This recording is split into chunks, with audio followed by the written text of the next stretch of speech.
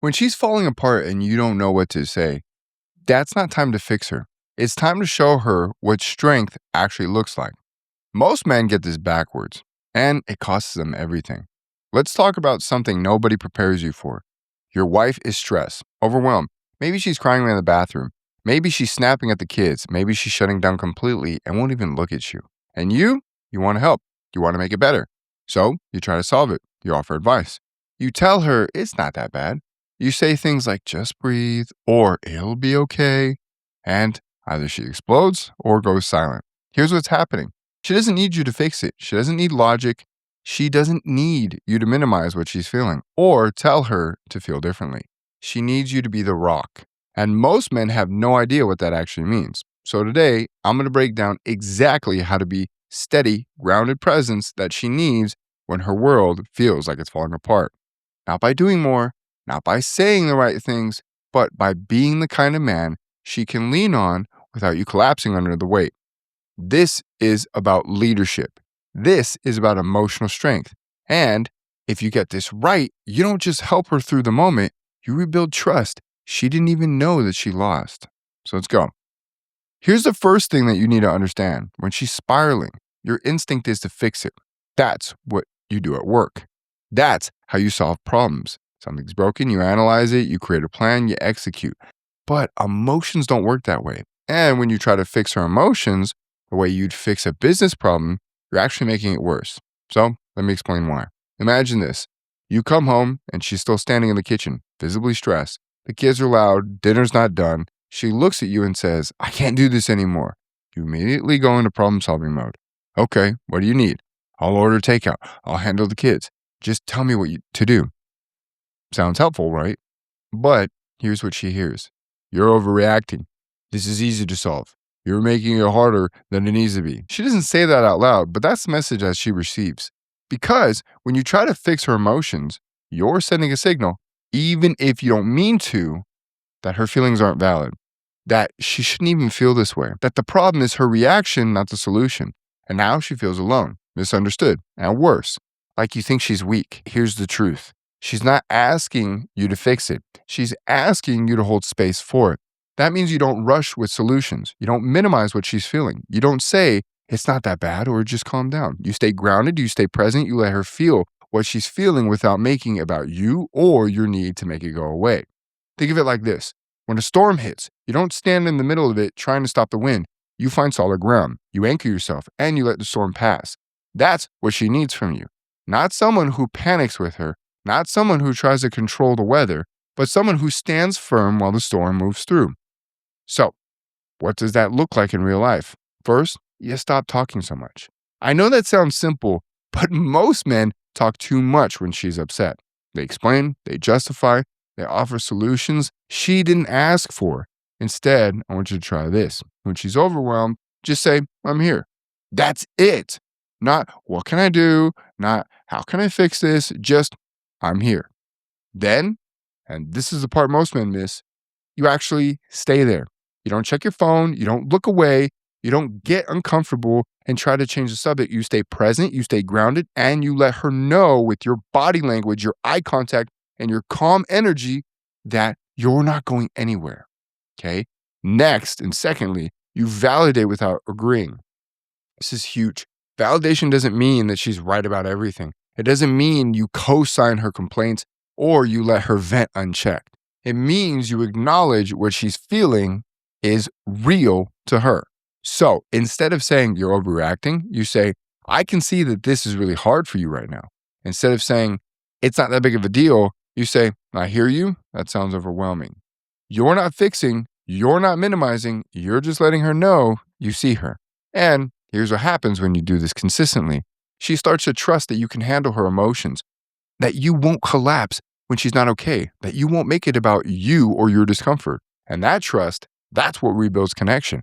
That's what makes her feel safe with you again. Now, if you're hearing this and thinking, okay, what do I do and what do I actually say?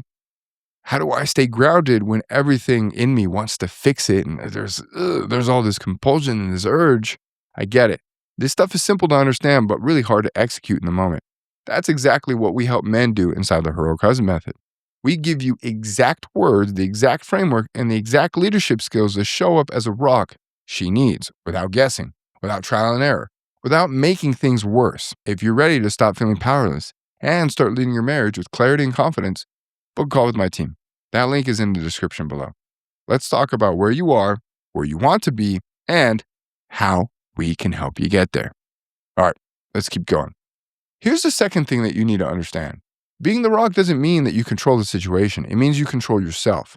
And that's where most men lose the game. When she's spiraling, your instinct might be to take charge, to tell her what to do, to manage the situation so things can calm down. But here's the problem. Control is not leadership. Control is fear, and she can feel the difference. Let me break this down for you. Let's say she comes home and unloads on you. She's upset about something at work, something with the kids, or maybe even something with her mom. It really doesn't matter. She's venting. She's emotional. She's all over the place. And you want to stop it. You want to order. You want things to make sense. So you interrupt, you redirect, and you say things like, okay, let's focus on one thing at a time. Or you need to calm down so we can talk about this. Sounds logical, right? But here's what she experiences. She feels the control.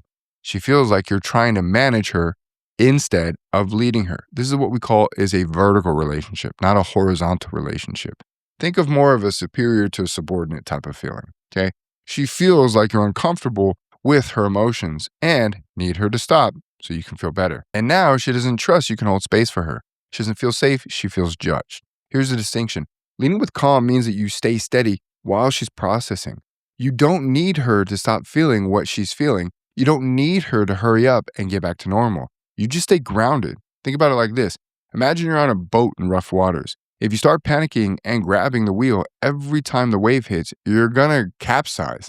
But if you're staying steady, adjust as needed, and trust the boat to handle the waves, you get through it. That's what she needs from you. Not someone who freaks out when things get rough, but someone who stays calm and leads through the storm. So, how do you do this? Well, first, you manage your own nervous system. This is not about faking it. She can smell that from a mile away. It's not about pretending that you're calm when you're not. It's about actually regulating yourself so you are calm. That means you breathe, you slow down, you feel your feet on the ground. You notice the tension in your body and you let it go. You don't react to her emotions. You respond from a place of stability. Here's the key though. She's watching you. She's always watching you. She's not just listening to your words. She's reading your energy. She's sensing whether you're solid or whether you're faking it. If you're truly grounded, she'll feel it. And the groundedness will actually help regulate her nervous system. This is biology. This is how humans work. When you're calm, she can borrow that calm. When you're anxious, she feels anxious. The feminine nature mirrors and multiplies. So your job is to stay steady, not rigid, not controlling, just steady.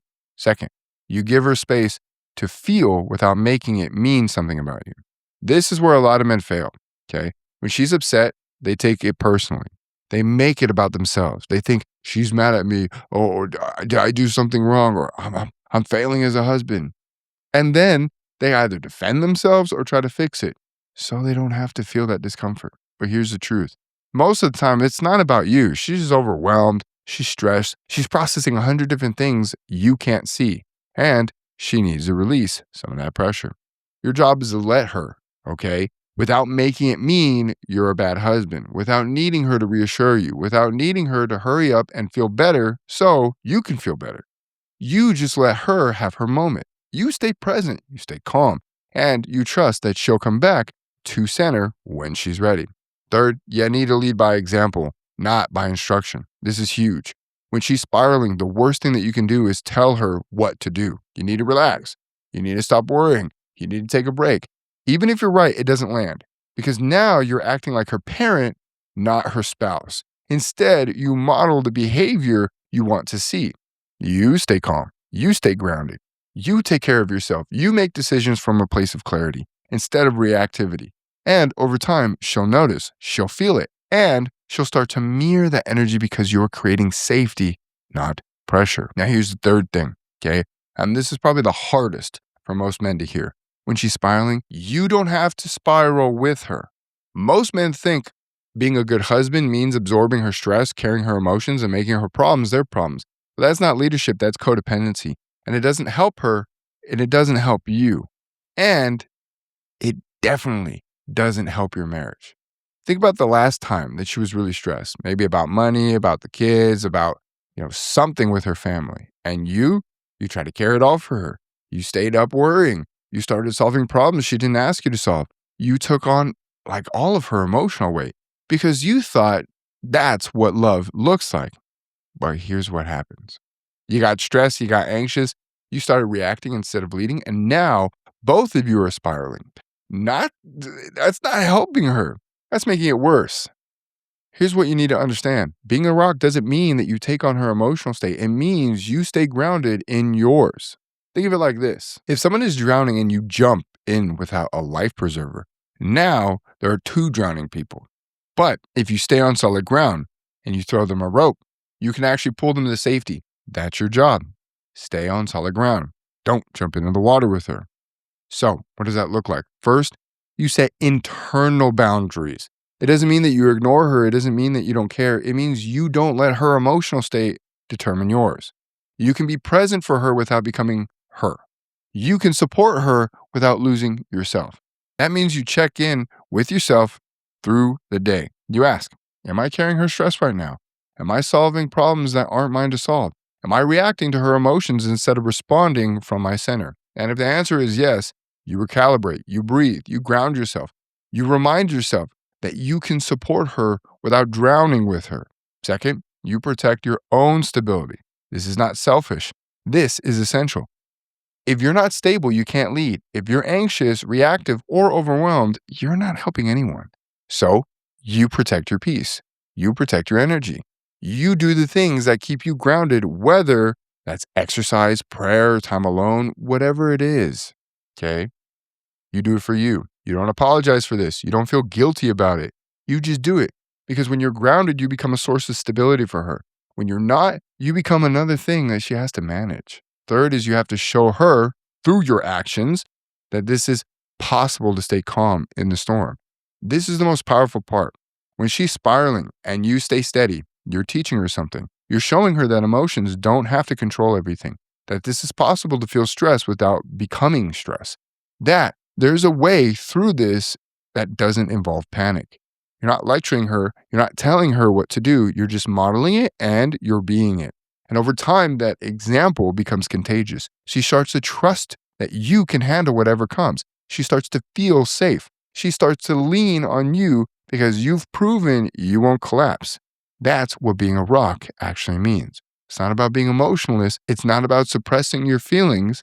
It's about being so grounded in who you are that her chaos does not knock you off course. Let me bring this home. When she's spiraling, she doesn't need you to fix her. She doesn't need you to control the situation. She doesn't need you to take on her emotions and carry them for her. She needs you to be the rock, the man who stays grounded when everything around him is shaking, the man who can hold space for her feelings without making it about him, the man who leads with calm, not control. And here's the thing. This isn't just about helping her through a hard moment. This is about rebuilding trust. This is about showing her through your actions that you're the kind of man that she can rely on, the kind of man she can respect, the kind of man she wants to turn towards instead of away from. Most men miss this. They think being a good husband means fixing everything, making everything smooth, keeping her happy all the time. But that's not what she needs. And it's not what will save your marriage. What will save your marriage is you becoming steady, grounded leader she can trust when things get hard. Not just today, but consistently, over and over again, until she believes it in her bones. That's what we teach inside the Heroic Husband Method. We show you exactly how to lead your marriage with clarity, confidence, and strength, even when she's emotionally shut down, even when things feel impossible, even when you're not sure where to start.